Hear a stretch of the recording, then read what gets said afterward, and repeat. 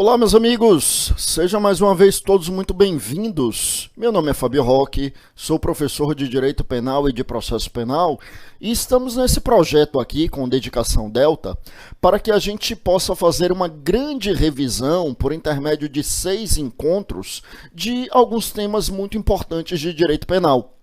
Esse agora será o nosso 4º encontro e o primeiro deles de estudo de direito penal parte especial.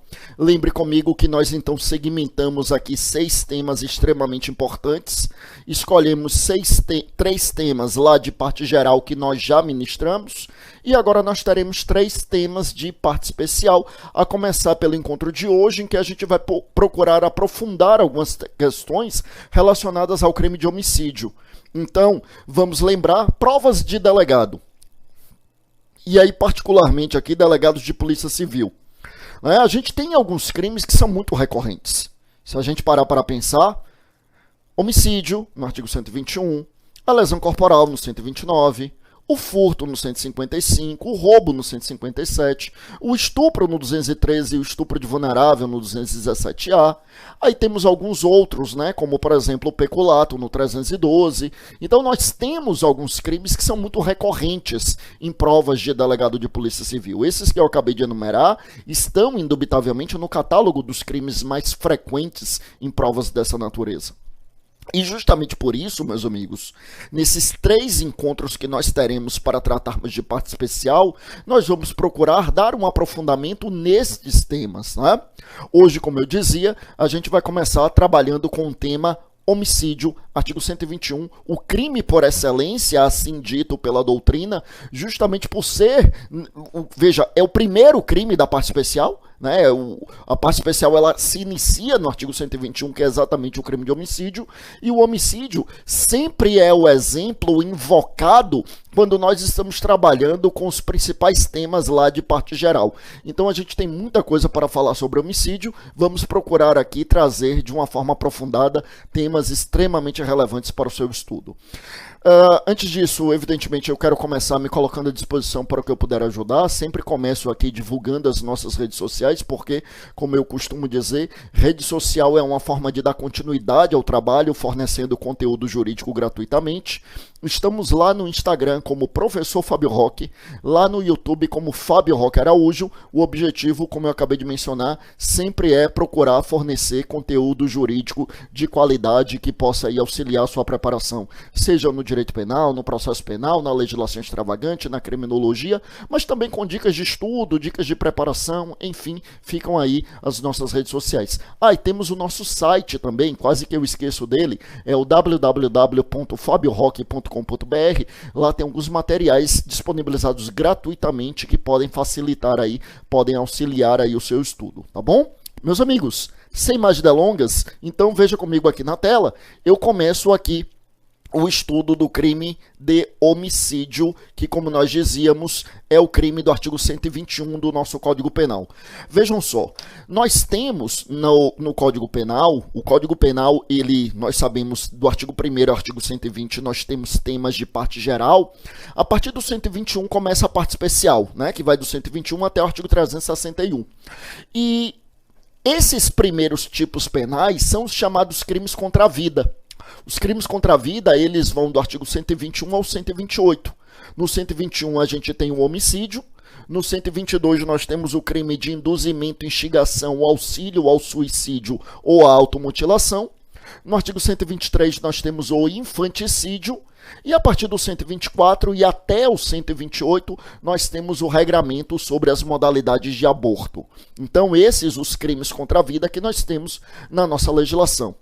Eu quero que você lembre aqui, para começo de conversa, uma regra que se encontra lá no artigo 18 do Código Penal, portanto lá na parte geral do Código Penal. É a regra, meus amigos, da excepcionalidade do crime culposo.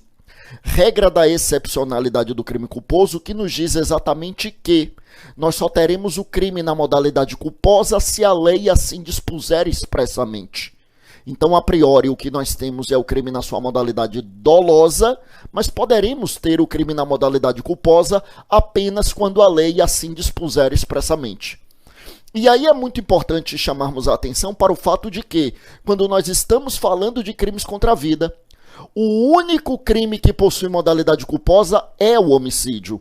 Por isso eu vou começar já colocando aqui, quando a gente fala em homicídio, nós teremos então o homicídio na sua modalidade dolosa e teremos o homicídio na sua modalidade culposa. Veja que os outros crimes contra a vida, eles somente existem na modalidade dolosa, né? Não existe modalidade culposa para estes outros crimes. Então, por exemplo, imagine uma mulher que não sabe que está grávida e ela ingere uma substância que acaba provocando o abortamento. Houve crime? De forma alguma. Se não havia dolo, e lembra que o dolo pressupõe consciência do que está fazendo, né? Dolo é o binômio consciência e vontade. Então, para que houvesse dolo, ela teria de ter consciência da gravidez e a vontade de interromper essa gravidez. Se ela não tem a consciência da gravidez, evidentemente ela não agiu de forma dolosa. Então, meus amigos, não há que se falar em crime de aborto nesse caso, que, como eu dizia, somente existe na sua modalidade dolosa. O único crime contra a vida que possui modalidade culposa, eu reitero, é exatamente o crime de homicídio. O homicídio, aí sim, pode ser modalidade dolosa ou modalidade culposa, porque o artigo 121 assim dispõe expressamente, né? O artigo 121 previu a modalidade culposa em seu parágrafo 3º. E vamos lembrar ainda que a gente tem uma outra modalidade de homicídio culposo que está prevista lá no artigo 302 do nosso Código de Trânsito Brasileiro. Sim, o homicídio culposo na direção de veículo automotor, a gente não aplica o Código Penal, a gente aplica o CTB, o Código de Trânsito Brasileiro, particularmente no seu artigo 302. Tá? Então, o homicídio, esse sim, nós vamos falar na possibilidade de modalidade dolosa e modalidade culposa. E aí eu aproveito para te recordar o seguinte: quando nós falamos em modalidade dolosa, aí lembre que nós poderemos ter aqui, fazendo uma gradação pela gravidade, a gente vai falar em homicídio qualificado, o homicídio simples e colocarei entre aspas aqui o homicídio privilegiado. Então, o homicídio qualificado, o homicídio simples e o homicídio privilegiado, entre aspas. Eu coloquei entre aspas, a gente vai ver daqui a pouco que, tecnicamente falando, esse homicídio privilegiado nada mais é do que um homicídio com uma causa de diminuição de pena. Então, tecnicamente, não está correto utilizar a expressão privilegiado, mas é uma expressão totalmente consagrada, seja em doutrina, seja em jurisprudência. Bom, meus amigos, vejam. O homicídio simples é o caput do artigo 121, o homicídio privilegiado, sempre entre aspas, é o parágrafo 1º desse mesmo artigo 121, e o homicídio qualificado é o seu parágrafo 2º. Veja que aqui na tela eu não coloquei pela ordem em que aparecem as modalidades no Código Penal. Não, aqui eu coloquei pela ordem de gradação. Então coloquei primeiro o mais grave, né, que é o homicídio qualificado, depois vem o homicídio simples e depois a forma mais branda, que é o homicídio privilegiado, lembrando que sempre utilizando as aspas para designar o homicídio privilegiado, tá bom? Então a gente vai analisar essas modalidades, mas antes disso, meus amigos, nós iremos aqui esquadrinhar esse tipo penal. Né? Antes da gente analisar as modalidades qualificadas e privilegiadas, nós vamos esquadrinhar o tipo penal. Veja que eu falei analisar as modalidades de qualificadoras, né? Ou seja, as modalidades qualificadas e as modalidades em que eu falo em homicídio privilegiado, porque lembre que o homicídio simples, que é o caput do artigo 121, a gente chega ao homicídio simples por exclusão. O homicídio ele é considerado simples quando não existe nenhuma hipótese que caracterize o qualificado ou o privilegiado. Então a gente chega na ideia de um homicídio simples por exclusão, tá? Bom, volte comigo aqui para a tela, meus amigos. O que mais a gente tem? Então, nós temos aqui, né, como eu dizia, o tipo penal. E aí, o que é o tipo penal?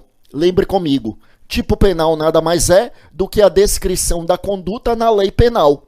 Então, no artigo 121, nós temos uma descrição muito conhecida, eu vou colocar aqui na tela, está aí, o 121 diz matar alguém. Pena de reclusão de 6 a 20 anos.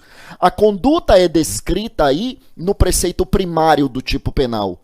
Lembra que preceito primário é esse aqui que descreve a conduta e o preceito secundário é esse aqui em que se comina a pena respectiva. Então aqui eu tenho uma norma penal incriminadora. Norma penal incriminadora possui preceito primário e preceito secundário. Eu reitero, preceito primário é aquele que define a conduta considerada criminosa e o preceito secundário é aquele que comina a respectiva sanção penal. Então, preceito primário, matar alguém. Preceito secundário é a pena prevista, reclusão de 6 a 20 anos. Vejam só. O que nos interessa no momento é esse preceito primário, matar alguém. Inclusive, meus amigos, vejam, é o menor tipo penal que existe. Um tipo penal constituído apenas de 2 palavras. Um tipo penal constituído apenas do verbo e do complemento que vem em apenas uma palavra. Então, matar alguém. Não existe um tipo penal menor do que esse. Não tem como haver, né? Um tipo penal que tem apenas um verbo, né? Sem sequer um complemento, né? Então, não há um tipo penal menor do que esse. O menor tipo penal que nós temos é esse aqui. 2 expressões apenas e 2 expressões que são bastante significativas. Matar alguém. Matar alguém. Então, o que é que nós vamos fazer aqui? A gente já sabe que aí é o tipo penal. O que nós vamos aqui é esquadrinhar o tipo penal. Esquadrinhar o tipo penal, meus amigos, pressupõe a análise de alguns elementos que eu vou enumerar aqui. Então, para começo de conversa, vamos analisar os sujeitos do tipo penal. Vamos analisar os objetos do tipo penal. Vamos analisar o núcleo do tipo penal. Vamos analisar aqui o elemento subjetivo do tipo penal, né? Elemento subjetivo. Vamos analisar aqui a consumação e a tentativa, ou seja, procurar identificar o momento consumativo e procurar analisar se é um tipo penal que admite ou não a tentativa, porque lembra que nem todo tipo penal admite a tentativa. Aí nós vamos falar da ação penal para esse tipo penal e falaremos das penas previstas, que a gente já viu ali, pena de reclusão de 6 a 20 anos, mas claro que nós temos algumas considerações a fazermos acerca dessa previsão legislativa.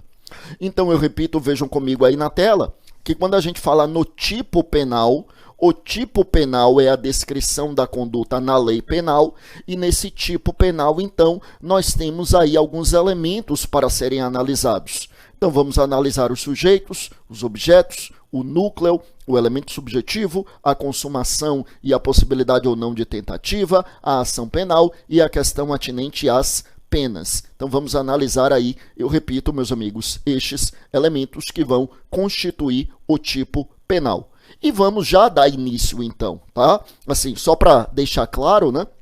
Então, quando a gente estuda a parte especial, fundamentalmente a gente estuda esses elementos. Veja que, como eu procuro sempre dizer, né, veja a importância de nós termos uma boa base de parte geral. Porque o que é o estudo da parte especial? O estudo da parte especial pressupõe que você conheça razoavelmente os tipos penais, mas que você tenha uma excelente base de parte geral para que você aplique aqueles conhecimentos de parte geral no estudo dos tipos em espécie. Veja que tudo isso aqui é tema de parte geral. Né? Analisar quais são os sujeitos, os objetos, os núcleos, o elemento subjetivo, consumação e tentativa, ação penal, penas. Tudo isso aqui é tema de parte geral. Tudo isso aqui, eu repito, é tema de parte geral. Sujeitos, objetos, núcleo, elemento subjetivo, consumação e tentativa, a gente estuda em teoria do crime. Ação penal e penas, a gente estuda na parte de teoria da sanção penal. Né? Porque a ação penal é um tema que a gente estuda lá em processo penal, mas a gente estuda aqui também em direito penal, lá na parte de teoria da sanção penal, né? Ou mais conhecido como teoria da pena. Então, para a gente estudar o direito penal, a gente realmente precisa ter uma excelente base de parte geral. E tendo essa excelente base de parte geral, a gente aplica esses conhecimentos de parte geral no estudo dos crimes em espécie. Tá? E isso, obviamente, vale para o estudo da parte especial e também para o estudo da legislação extravagante. Na legislação extravagante também é assim. Né? A gente tem lá os tipos penais da legislação extravagante e a gente vai procurar esquadrinhar aqueles tipos penais com os conhecimentos que nós temos da parte geral do direito penal. Tá? Então, volte comigo aqui para a tela, meus amigos. O que é que nós temos aqui? Quando a gente fala, então, aqui nesses tipos penais, então veja, para começo de conversa, vamos para a análise aqui do sujeito ativo e dos sujeitos passivos no plural. Vejam só, sujeito ativo, meus amigos. Sujeito ativo, ele também é chamado de agente, né? O sujeito ativo de um tipo penal, né? O sujeito ativo de um crime, ele também é chamado de agente. E aí, quando a gente vai estudar o sujeito ativo, a gente precisa se perguntar: quem pode ser sujeito ativo desse crime? Quem pode ser o agente deste crime?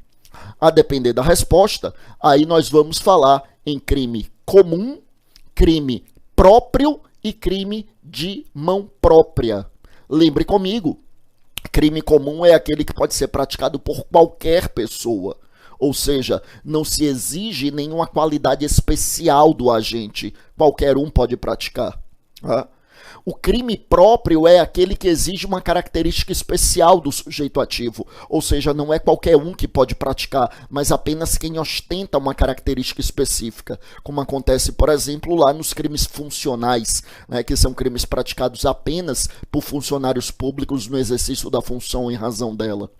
E a gente tem os crimes de mão própria, que são aqueles crimes que não admitem a coautoria, até admitem a participação, né? Ou seja, aquela contribuição secundária, aquela contribuição acessória, mas não admitem a coautoria, significando dizer que a pessoa pratica o crime e ninguém pode praticar o crime com ele ou por ele. Tá?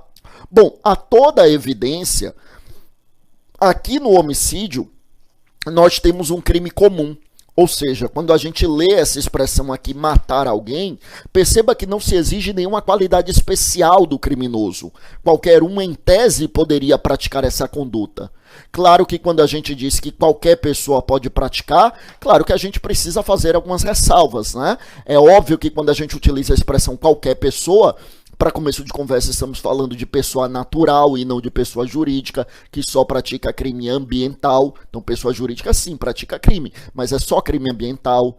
Também, quando a gente fala em qualquer pessoa, claro que nós estamos falando de pessoa imputável, né? A pessoa inimputável, ela pratica um fato típico ilícito, mas não há culpabilidade. Então, claro que há algumas ressalvas. Quando a gente diz que qualquer um pode praticar, o que estamos dizendo é que não se exige nenhuma qualidade especial do agente, não se exige nenhuma característica específica do agente. Então qualquer um pode praticar o homicídio, não importa se é homem, se é mulher, se é mais novo, se é mais velho, não importa se é funcionário público, se é filho da vítima, se tem relação de parentesco, se tem relação de amizade, se é inimigo da vítima. Em tese, qualquer um pode praticar o homicídio, não se exige nenhuma qualidade especial do agente, por isso é chamado de crime comum.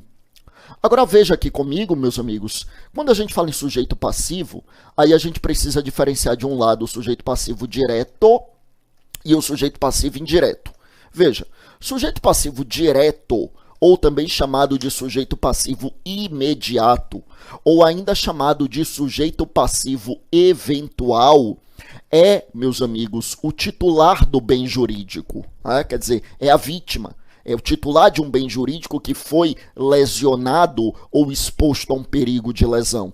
Porque, a depender do tipo de crime, eu posso ter um crime que se consuma com a lesão ao bem jurídico, que são quase todos eles, ou a gente pode ter um crime que se consuma apenas com a exposição do bem jurídico à lesão, né? São chamados crimes de perigo e que são a minoria. Aqui é um crime que se consuma com a lesão ao bem jurídico. Bem jurídico, vida humana extrauterina.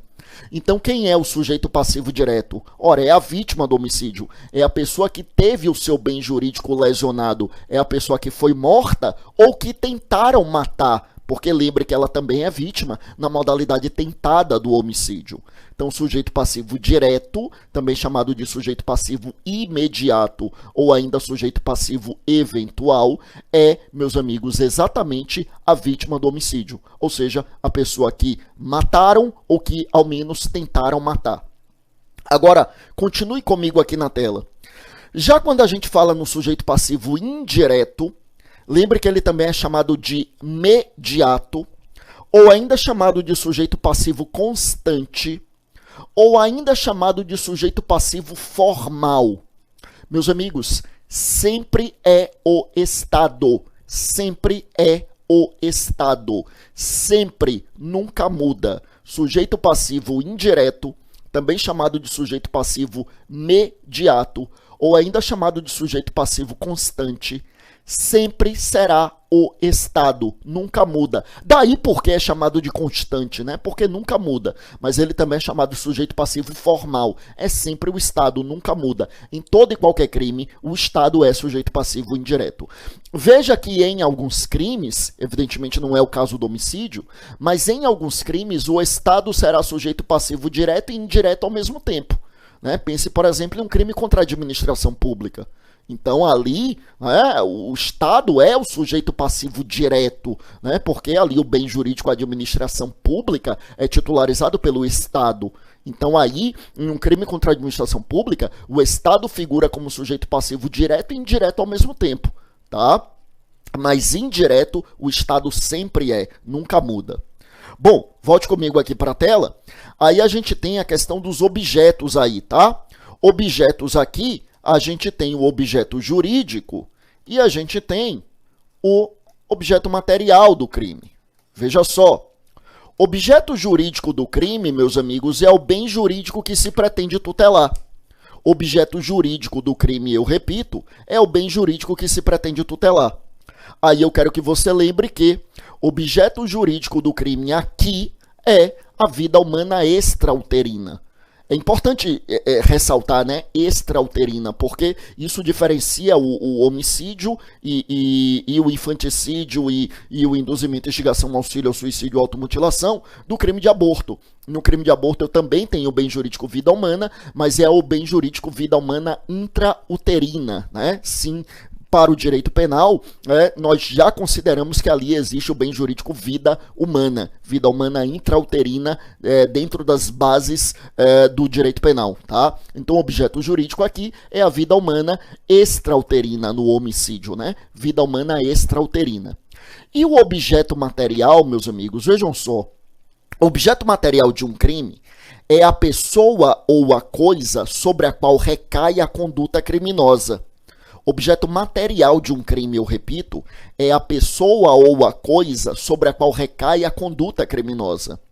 Então, se nós queremos saber qual é o objeto material de um crime, primeiro a gente precisa se perguntar, qual é a conduta? Aí depois que a gente descobre qual é a conduta, a gente se pergunta, essa conduta recai sobre uma pessoa ou sobre uma coisa? Volte comigo aqui para a tela. No homicídio, qual é a conduta? Bom, conduta é o verbo, né? Então, conduta é o verbo matar. E aí a gente se pergunta, a conduta recai sobre uma pessoa ou sobre uma coisa? Evidentemente, a conduta recai sobre uma pessoa, né? Porque quem mata, mata alguém e não algo. Então, aqui, meus amigos, a conduta recai sobre uma pessoa e, por isso, meus amigos, o objeto material é exatamente a pessoa, tá? O objeto material é exatamente a pessoa. Então, veja que o homicídio é um desses crimes em que o objeto material acaba se confundindo com a própria vítima. O objeto material é a própria vítima. Veja que isso não acontece em todos os crimes, mas acontece em alguns. Né? Nesses crimes em que a conduta recai sobre a pessoa, aí o objeto material é a própria vítima. Veja que, por outro lado, em alguns outros crimes, como por exemplo no furto, aí o objeto material não é a pessoa, é uma coisa, né? Porque no furto o verbo é subtrair. A conduta é subtrair para si ou para outra em coisa alheia móvel. Então, a conduta é subtrair. E quem subtrai, subtrai a coisa alheia móvel. Então, lá no furto, o objeto material é a coisa subtraída, a res furtiva. Só que a gente sabe que lá no furto, a vítima é o proprietário da coisa ou o possuidor da coisa. Então, lá no furto, o sujeito passivo é o proprietário ou possuidor e o objeto material é a coisa subtraída. Ou seja, é um desses crimes em que o objeto material é uma coisa. Aqui no homicídio, não. É um desses crimes em que o objeto material é uma pessoa e, portanto, o objeto material acaba se confundindo com a própria vítima. Então, o objeto material é a pessoa sobre quem recai a conduta criminosa, portanto, é a própria vítima. Tá? Volte comigo aqui para a tela. O que mais? Olha só. Aí a gente tem, meus amigos, a questão do núcleo. Núcleo é o verbo do tipo penal. Núcleo é o verbo do tipo penal. Aqui no homicídio, a gente sabe é o verbo matar. Veja, alguns crimes possuem mais de um verbo. Alguns crimes, portanto, possuem mais de um núcleo. Eles são chamados de crimes de ação múltipla ou crimes de conteúdo variado ou tipos penais mistos. Não é o caso aqui do crime de homicídio. No homicídio, eu tenho um crime com apenas um núcleo, né, que é o verbo matar. Tá? A gente poderia citar aqui, né, o exemplo do artigo 122, que é induzir, instigar ou prestar auxílio ao suicídio ou automutilação. Quer dizer, são 3 verbos. Né? No tráfico de drogas, né, importar, exportar, trazer consigo, armazenar, guardar em depósito, fornecer, prescrever, ministrar, né, são inúmeros verbos. Né? Então aí são crimes com mais de um verbo. Como eu disse, crimes chamados de crimes de ação múltipla ou crimes de conteúdo variado ou ainda, meus amigos, tipo penal misto. Tá? Bom, dando sequência aqui à análise desse tipo penal, olha só, aí o próximo tópico aí é elemento subjetivo. Quando a gente fala em elemento subjetivo, nós estamos aqui na discussão em saber se elemento subjetivo aqui é só a modalidade dolosa ou se também se admite a modalidade culposa. Tá? Existe uma dúvida doutrinária em saber se a culpa é realmente um elemento subjetivo ou se seria um elemento normativo, mas a maioria tem considerado como elemento subjetivo, então realmente saber aqui, né, se o elemento subjetivo, né, efetivamente nós teríamos o crime na modalidade dolosa ou o crime na modalidade culposa. Tá? E o homicídio, como nós já mencionamos, é um crime que existe na modalidade dolosa, mas que também existe na modalidade culposa. São raros os casos de crimes na modalidade culposa, meus amigos. Como eu mencionei aqui, entre os crimes contra a vida, o único que tem modalidade culposa é exatamente o homicídio. Fazendo o link, inclusive, lá com o processo penal, a gente lembra que o tribunal do júri tem competência para processar e julgar os crimes dolosos contra a vida, né? Isso, inclusive, está na Constituição, no artigo 5º, inciso 38. Então, competência para processar e julgar os crimes dolosos contra a vida. Ora, os outros crimes contra a vida só existem na modalidade dolosa. E o homicídio é que pode ser na modalidade dolosa ou culposa. Ou seja, moral da história, o único crime contra a vida que não irá a júri é o homicídio culposo. Porque se for homicídio doloso, irá a júri, e os outros crimes só existem na modalidade dolosa. Então não tem jeito, irão a júri, né? Se existirem, será na modalidade dolosa e, portanto, irá a júri, tá? Bom, então o elemento subjetivo é esse, é o dolo, mas admite-se também a modalidade culposa. E o que dizer da consumação e tentativa? Veja só, o crime se consuma com a realização daquilo que está descrito no tipo penal. Então, no tipo penal, matar alguém, quando é que se consuma o crime? Ora, quando a pessoa matar alguém, né? Quando efetivamente matar, né? Então, praticou a conduta e a vítima efetivamente morreu, haverá consumação. Lembrando que para a nossa legislação é considerada a morte cerebral, né? É a legislação que trata de transplante, né? Transplante de órgãos e que considera ali que quando cessou a atividade cerebral já é juridicamente, né? Já é considerado que a pessoa morreu, e aí haverá a consumação. E claro que o crime de homicídio, ele admite a tentativa. Veja que quando a gente fala aqui na questão da tentativa, é saber se o crime tem ou não modalidade tentada, porque lembre que muitos crimes não admitem a modalidade tentada. Não é o caso do homicídio. O homicídio, sim, ele possui a previsão para a modalidade tentada. Veja que a gente tem aí a questão da ação penal. A ação penal aqui, meus amigos, é pública incondicionada. A ação penal, eu repito, é pública incondicionada. Todos os crimes contra a vida são assim. Crimes de ação penal pública incondicionada. Então, lembre que a titularidade aqui é do MP, né? O Ministério Público quem irá processar criminalmente. E o MP não dependerá ali de representação da vítima ou da família da vítima, né? Eu digo da vítima porque, lembre que no homicídio eu posso ter a vítima sim, né? Eu posso ter ali uma vítima que sobreviveu num caso de homicídio tentado, por exemplo. Tá? E lembre aqui, para a gente fechar, em relação às penas, Aí nós já vimos aqui, está aqui na tela novamente, a pena da modalidade simples é de reclusão de 6 a 20 anos. E claro que a gente vai caminhar aqui para fechar esse primeiro bloco. E no próximo bloco, aí a gente vai ver as modalidades de homicídio privilegiado e de homicídio qualificado. Aí a gente vai ver as penas de cada uma dessas modalidades. A gente vai ver que no privilegiado eu tenho apenas uma causa de diminuição de pena, né, diminuindo a pena ali até 1/3. E o homicídio qualificado a gente vai ver que a gente vai ter a pena ali de 12 a 30 anos. Mas eu fecho esse bloco e eu volto daqui a pouco trazendo isso para a gente concluir essa análise do crime de homicídio. A gente já volta. Vamos lá.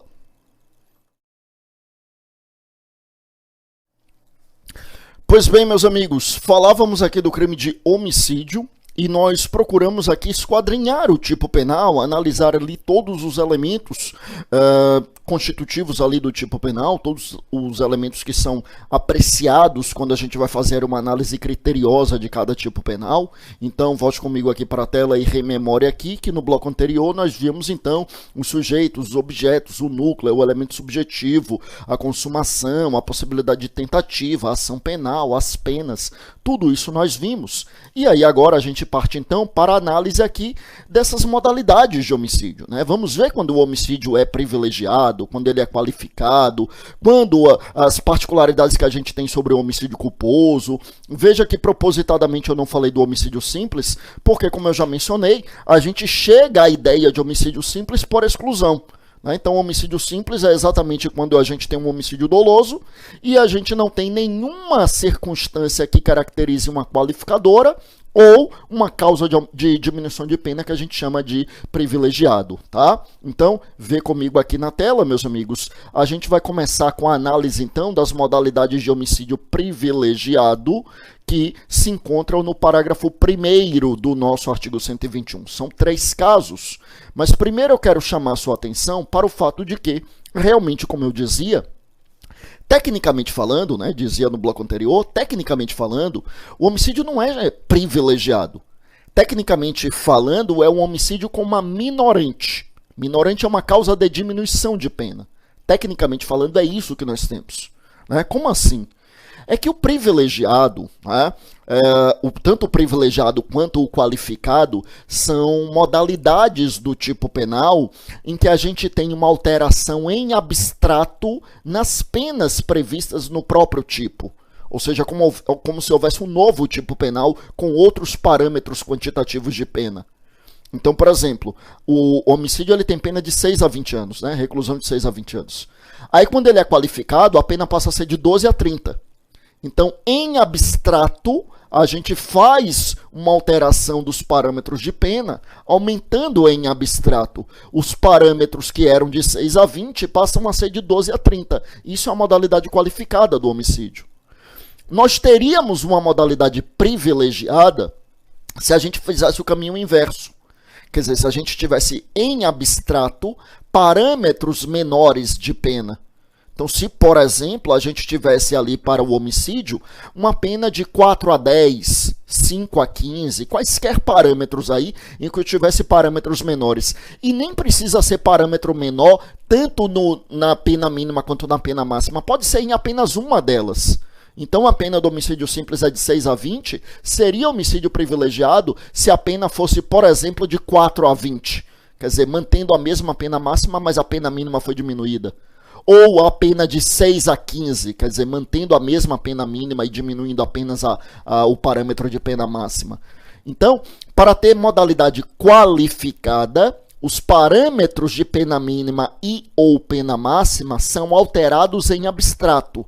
Aí é o homicídio qualificado. E para ser homicídio privilegiado, aí os parâmetros de pena mínima e ou máxima, eles são diminuídos também em abstrato. Mas veja que não é isso que acontece, né? No parágrafo 1º do Código Penal, que é o chamado homicídio privilegiado, o que nós temos é uma causa de diminuição de pena. Veja que o parágrafo 1º ele diz assim: se o agente comete o crime impelido, essas hipóteses a gente vai analisar daqui a pouco, né? Por isso que eu estou lendo mais rapidamente. Mas diz, se o agente comete o crime impelido por motivo de relevante valor social ou moral, ou sob o domínio de violenta emoção, logo em seguida a injusta provocação da vítima, aí vem a parte que nos interessa no momento, quando se diz assim, o juiz pode reduzir a pena de 1/6 a 1/3. Quer dizer, os parâmetros de pena continuam aqueles mesmos que nós temos, 6 a 20 anos. Né? Então, o parâmetro em abstrato é o mesmo, pena de 6 a 20 anos, mas sobre estas penas incidirá, lá no momento da dosimetria, lá no momento da aplicação da pena, incidirá uma diminuição, e essa diminuição em parâmetros de 1/6 a 1/3. Então, tecnicamente falando, não é um homicídio privilegiado. Tecnicamente falando, é um homicídio com uma causa de diminuição de pena, que também é chamada de minorante. Então, tecnicamente falando, a gente vai falar em homicídio com uma minorante ou um homicídio com uma causa de diminuição de pena. Tecnicamente é assim que a gente fala, tá? Mas lembra que há uma expressão consagrada, tanto em doutrina quanto em jurisprudência, em que a gente vai falar no homicídio privilegiado, tá? Bom, agora voltando aqui comigo, veja que, conforme nós já salientamos no finalzinho do bloco anterior, veja então que são 3 as hipóteses de homicídio privilegiado. Né? A gente tem homicídio privilegiado em 3 casos. Em 3 casos. Qual é o primeiro caso? Veja comigo aí no parágrafo 1º do artigo 121. É quando o agente comete o crime impelido por motivo de relevante valor social.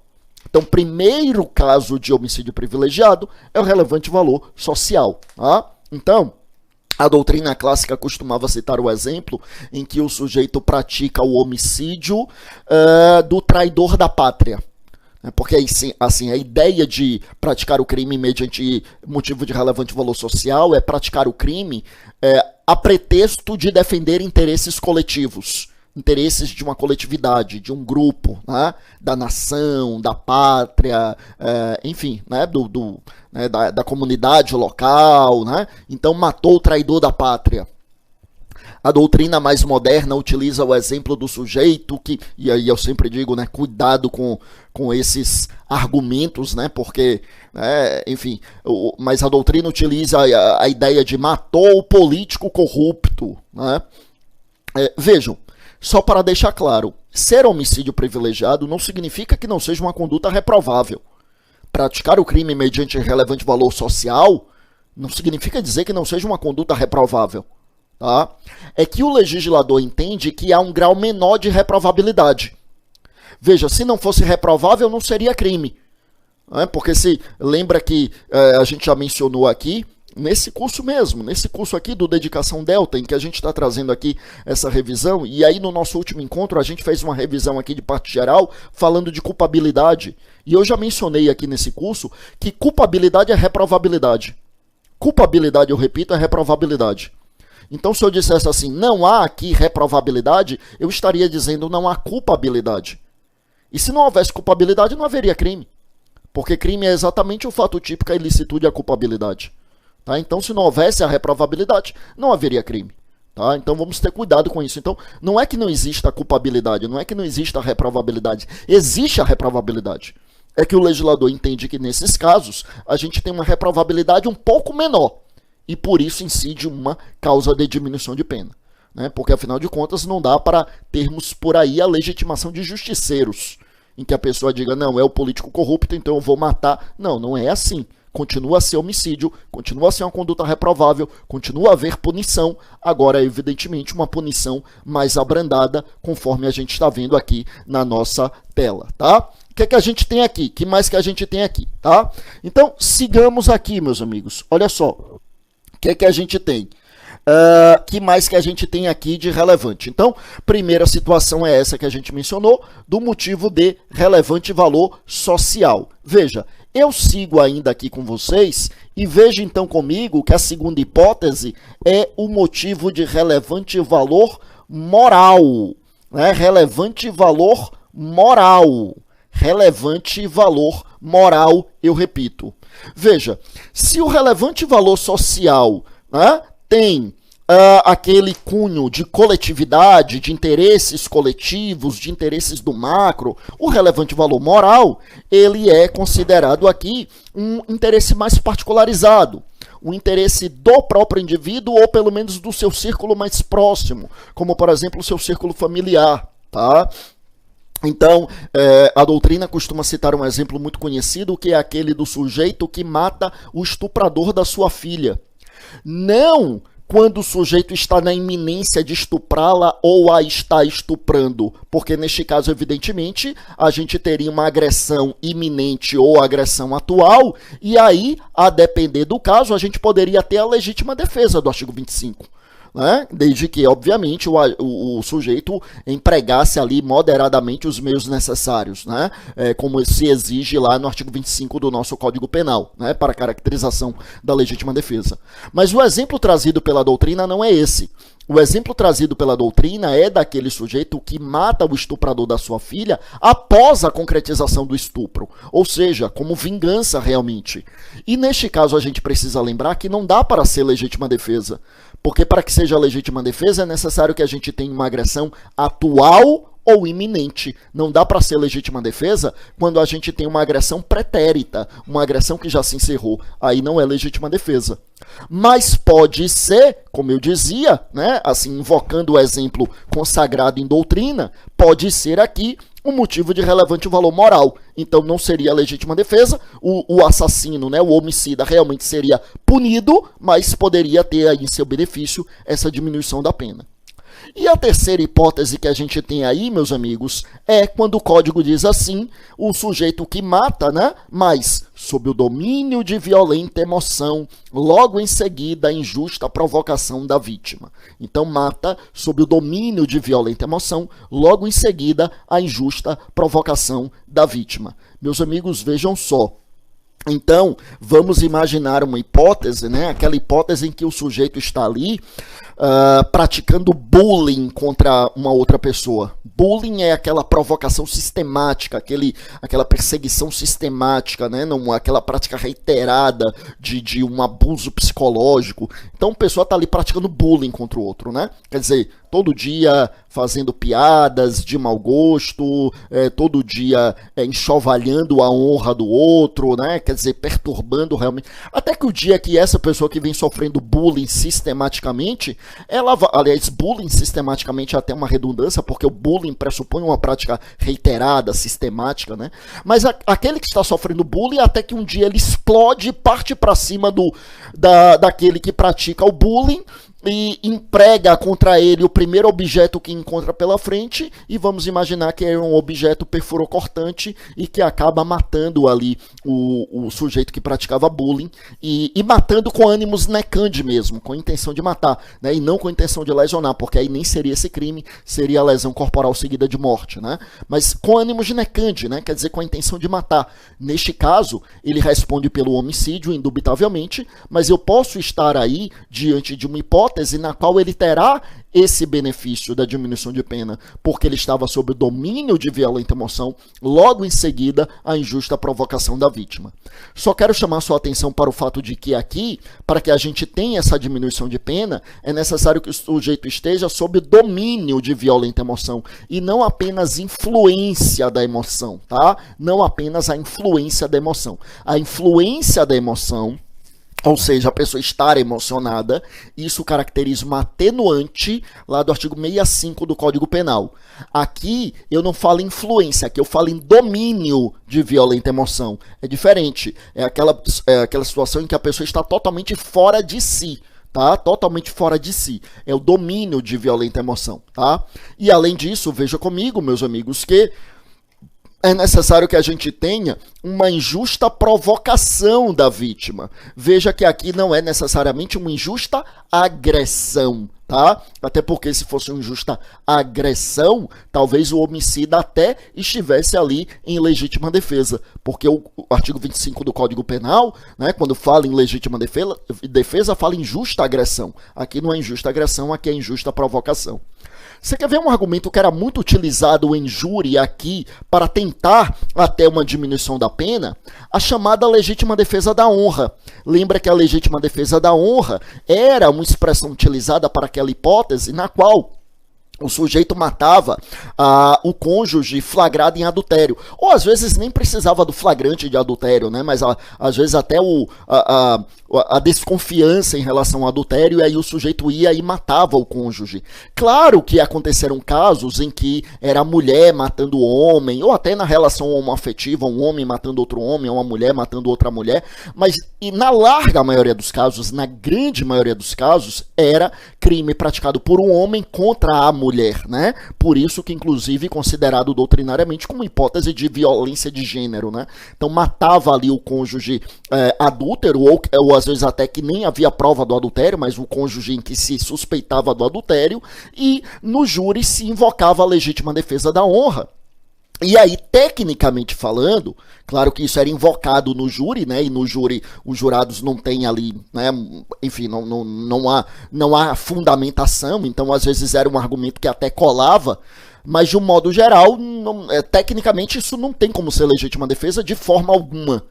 Mas, tecnicamente falando, muitos argumentavam que não poderia ser legítima defesa, mas poderia o homicida cair aqui. Quer dizer, ele receber esse benefício da diminuição da pena, porque ele estava sob o domínio de violenta emoção e o cônjuge adúltero teria ali praticado uma injusta provocação. Então, ainda havia esse argumento. Eu quero que você lembre que, em março de 2021, o Supremo Tribunal Federal, no julgamento de uma DPF, arguição de descumprimento de preceito fundamental, o Supremo Tribunal Federal proibiu a utilização do argumento da legítima defesa da honra no tribunal do júri. Lembra que a DPF, controle concentrado de constitucionalidade, não é apenas contra a lei ou ato normativo, também é contra atos do poder público. Então, na verdade, a decisão do Supremo é dirigida para o poder público, né? Para o MP e, sobretudo, para o juiz, que é quem preside a sessão de julgamento, para que não permita a utilização desse argumento no tribunal do júri. Tá? Alguns argumentaram no sentido de violação da plenitude de defesa, mas o Supremo, reconhecendo que não há direitos absolutos, inclusive a plenitude de defesa, e que essa era uma tese que acabava violando dignidade humana e direitos básicos, enfim, o Supremo Tribunal Federal acabou entendendo que não pode invocar esse argumento da legítima defesa da honra em sede de tribunal do júri. Então não pode invocar, né, a tese da legítima defesa da honra, de modo que não caberia reconhecer a legítima defesa, que tecnicamente já seria também inviável, né, e consequentemente também não daria para argumentar aqui no sentido de obtenção de um benefício da diminuição de pena, pelo menos assim tem se entendido até o momento. Tá? Vamos ver como é que vai ficar a interpretação dessa decisão do Supremo Tribunal Federal.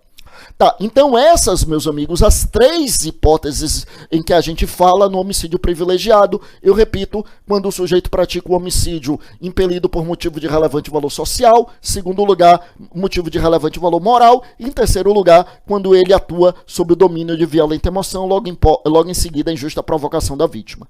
Sem mais, eu avanço para comentar rapidamente aqui, mas obviamente dando ênfase àquilo que é interessante, àquilo que é importante, mas as 7 hipóteses de qualificadora aqui do homicídio. Veja, são 7 incisos, né? São 7 hipóteses, portanto. Diz assim: se o homicídio é cometido, inciso 1, mediante pago ou promessa de recompensa ou outro motivo torpe. Então, pago ou promessa de recompensa é aquilo que a gente chama em doutrina de homicídio mercenário, né? É contratar o pistoleiro, o matador de aluguel, o executor, né? Então, é chamado doutrinariamente de homicídio mercenário, tá? Então, pago ou promessa de recompensa ou outro motivo torpe, né? Já se reconhecendo que a paga e a promessa de recompensa constituem motivo torpe. Mas o que seria esse outro motivo torpe, né? O que é o motivo torpe? Meus amigos, motivo torpe é um motivo abjeto, repugnante, de maior reprovabilidade, de maior censurabilidade. Existem alguns exemplos bem conhecidos, né? O mais emblemático talvez seja aquele exemplo do sujeito que mata os pais para ficar com a herança.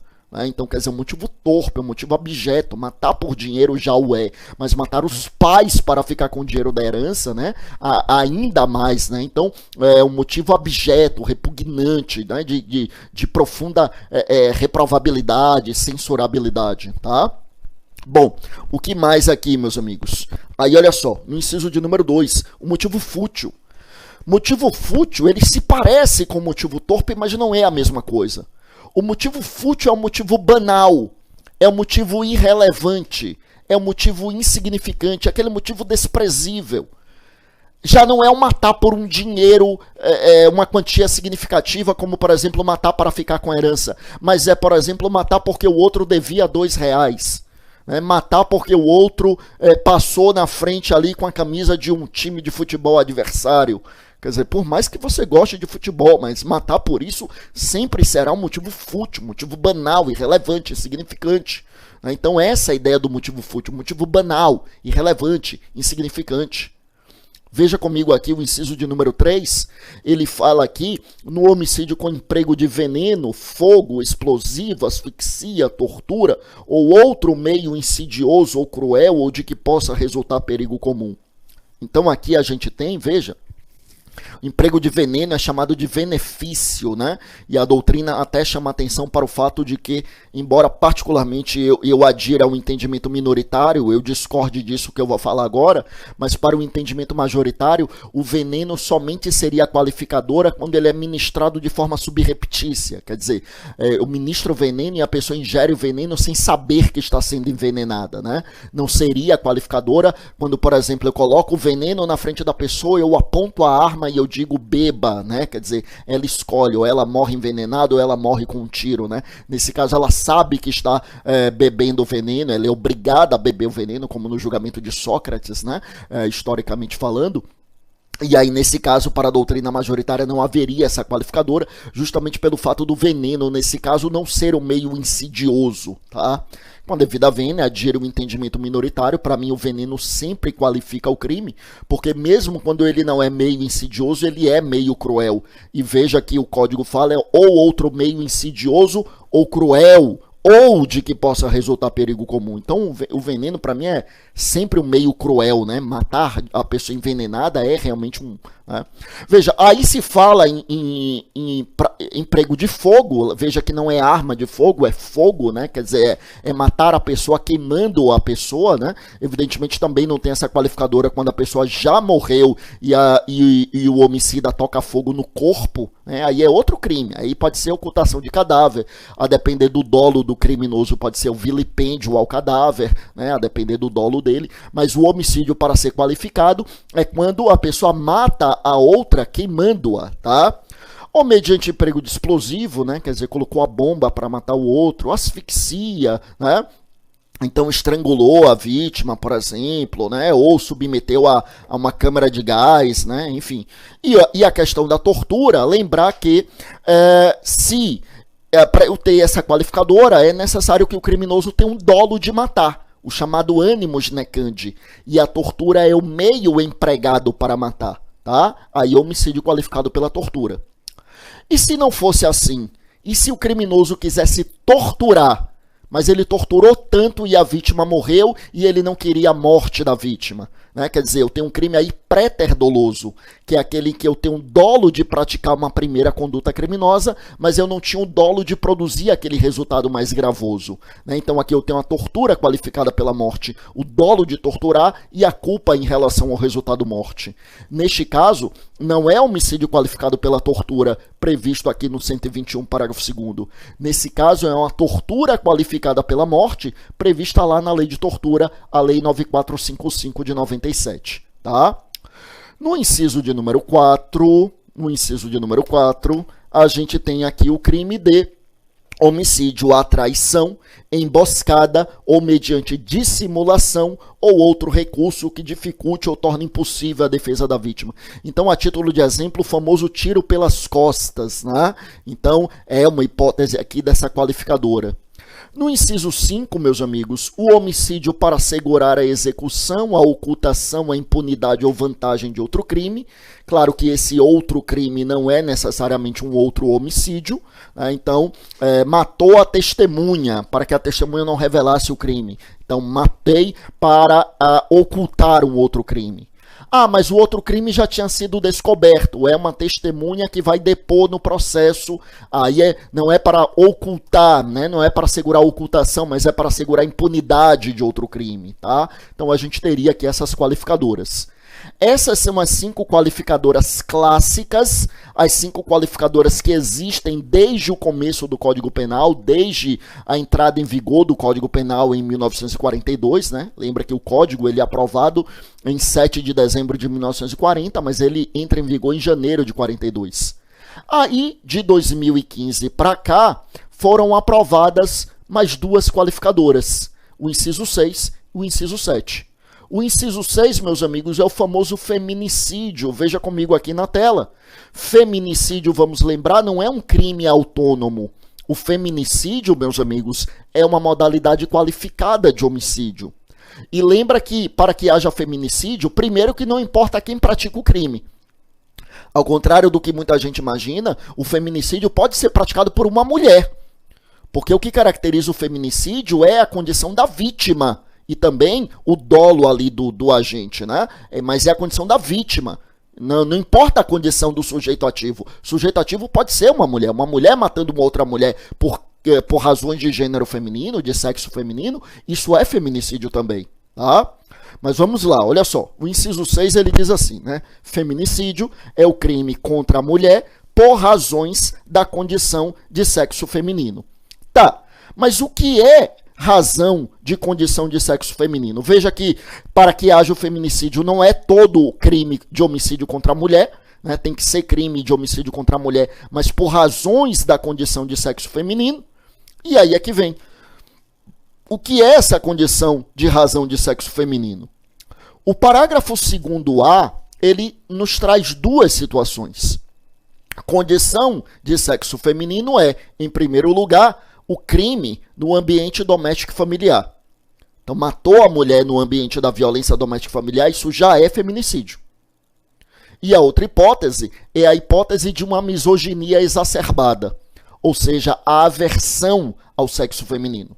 Tá? Então, quando é que eu tenho feminicídio? Feminicídio é um homicídio contra a mulher por razões de sexo feminino. E o que é que se entende por razões de sexo feminino? 2 coisas.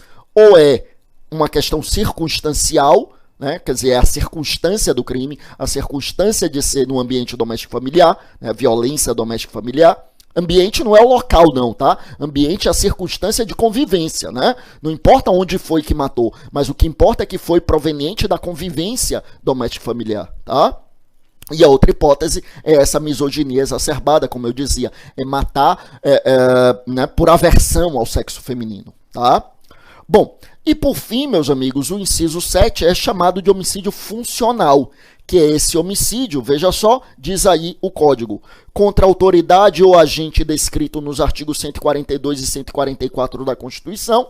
Vamos lembrar, o 142 trata das Forças Armadas e o 144 trata da segurança pública. Então, os agentes e autoridades aqui do 142 são os militares do Exército, da Marinha e da Aeronáutica. E do 144 são os policiais. E aí entra os membros da Polícia Civil, e aí tanto delegados quanto agentes, escrivão, quaisquer membros, né, da Polícia Civil nos estados, da Polícia Federal, da Polícia Rodoviária Federal, da Polícia Ferroviária Federal, da Polícia Militar, do Corpo de Bombeiros Militar, da Polícia Penal, que outrora era chamado de agentes carcerários, que aparece aqui como figura autônoma, como a gente vai ver. Então, são essas pessoas, tá? Então é matar aí membros aí das Forças Armadas ou das Forças de Segurança Pública ou da Força Nacional de Segurança. Veja que o código ainda diz integrantes do sistema prisional, mas como eu disse, depois houve uma emenda constitucional dizendo, né, criando a polícia penal, e hoje os membros, né, integrantes do sistema prisional hoje já estão lá no 144, né? Já é a polícia penal. Então, aí ele prossegue dizendo a Força Nacional de Segurança Pública, né, no exercício da função em decorrência dela. Então não é só matar essas pessoas, tem que ser matar quando elas estão no exercício da função ou não estão no exercício da função, mas foram mortas em razão da função. Ou não são essas pessoas que são mortas, mas são cônjuge, companheiro ou parente consanguíneo até o 3º grau em razão dessa condição, né? Quer dizer, matou por conta da função pública exercida pelo parente, tá? Por isso, né, como tem a ver aqui com a função pública, por isso que o código, que a doutrina chama de homicídio funcional, tá? Essas as 7 hipóteses, então, de qualificadora, e só para a gente fechar, eu quero te lembrar algumas observações importantes. Primeira observação importante que eu quero que você lembre é o seguinte: o homicídio pode ser qualificado e privilegiado ao mesmo tempo, desde que a qualificadora seja objetiva. Qualificadora objetiva é aquela que diz respeito aos meios para a prática do crime ou ao modo de execução do crime. Então, por exemplo, o homicídio pode ser, ao mesmo tempo, privilegiado pelo relevante valor moral e ser qualificado pelo emprego da tortura, né? Torturou até a morte o estuprador da filha, por exemplo. É qualificado e privilegiado ao mesmo tempo. Não tem problema. Agora, o homicídio não pode ser qualificado e privilegiado ao mesmo tempo quando a qualificadora é subjetiva.